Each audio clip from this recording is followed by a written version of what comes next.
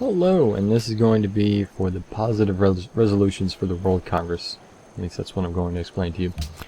So, possible resolutions, there's tons and tons and tons, and there's also other resolutions that you can propose. But in this video at least, I'm going to talk about the positive resolutions, or at least the positive ones that I believe are positive.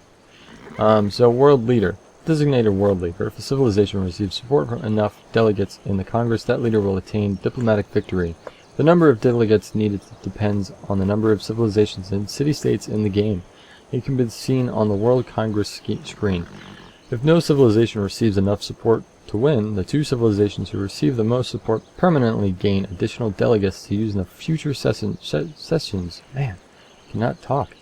May not be proposed by a civilization itself, automatically proposed at regular intervals once the World Congress becomes the United Nations. And just like it says, the World Congress does become the United Nations. And then also, this is how you win the diplomatic victory. So this is the best resolution you could achieve strictly because you will win the game this way. This is, after all, the coup de grace of the World Congress and United Nations. It gives you your victory. And then remember, you're not able to select this for yourself, but rather is selected at random intervals once the World Congress becomes the United Nations. And then the next one would be choose host. Designate a civilization to host the Congress. Being the host grants additional delegates and the ability to propose resolutions. This may not be proposed by a civilization itself, automatically proposed as civilizations advance to later eras. Obviously, in most scenarios here, you're going to choose yourself as the host because, well, you want to be the host of the United Nations or World Congress. Once host, you'll receive additional delegates and the ability to propose resolutions. But again, you're not able to make yourself the host. Rather, the delegates are going to be the one that matter. And the delegates, again, like I mentioned beforehand, are going to be based upon if you're really friendly with an AI, or whether or not you have a lot of city-states on your side as well, or it may just be because you were the first one to find everybody and have the printing press. And then the next one that's a positive one is going to be the World's Fair, way down here. Begins the World's Fair project. Once underway, civilizations can contribute production towards its completion by selecting it in the city production list. When complete, civilizations receive bonuses based on how much they contributed. So number 1, or Gold Cup, will be culture increases by 100% for 20 turns. Silver Cup, or second, free social policy, or third, Bronze Cup, 500 points towards the next golden age. And again, this really just begins what could be considered an international art gallery, but has a little bit of competitiveness to it. Of course, you don't actually see that happen. It just kind of happens if you have enough production. And then cultural heritage sites. Each world wonder provides 3 culture to its city.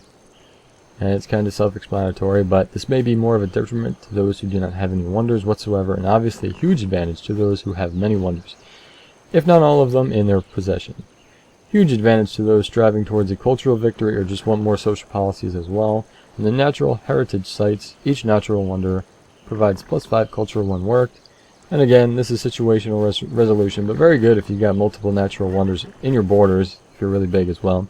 If not, then this one really doesn't help you in the least. It could possibly be considered a negative resolution, but I wouldn't go that far. Regardless, it's a neutral resolution, so I've put this in the positive section. And then international games, all the way down here. Begins the International Games project. Once underway, civilizations can contribute production towards its completion by selecting it in the city production list. When complete, the civilizations receive bonuses based on how much they contributed.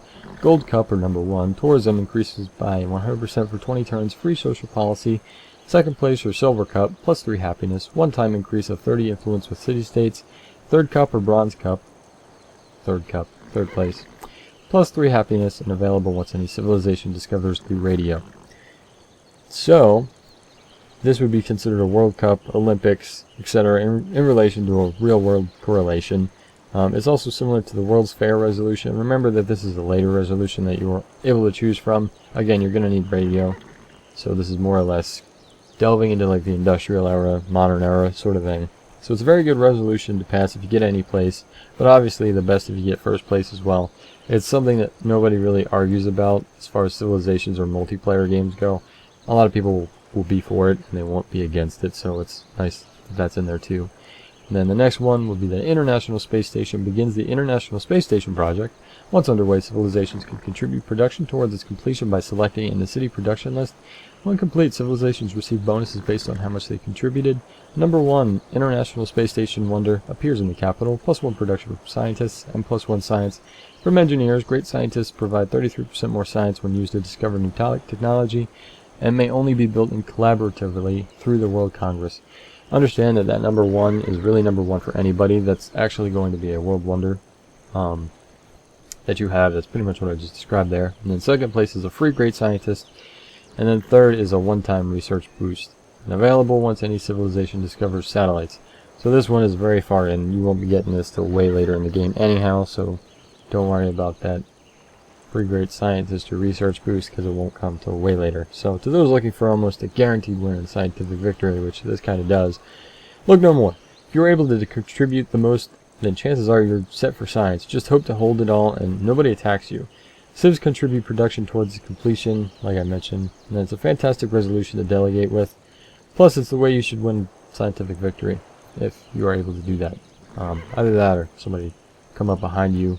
You're leading really well scientific and then someone just passes you. All kinds of stuff. And then historical landmarks will be the last positive resolution you can pass. Great percentile improvements provide +2 culture when worked, and landmarks built by archaeologists provide +4 culture when worked, and it's available once any civilization discovers archaeology. So this one's a little bit earlier. This is again more of a neutral resolution, as it doesn't really help unless you use landmarks frequently and doesn't really hinder anybody in the game. It really doesn't. There's no negative connotation to it, so it's not bad.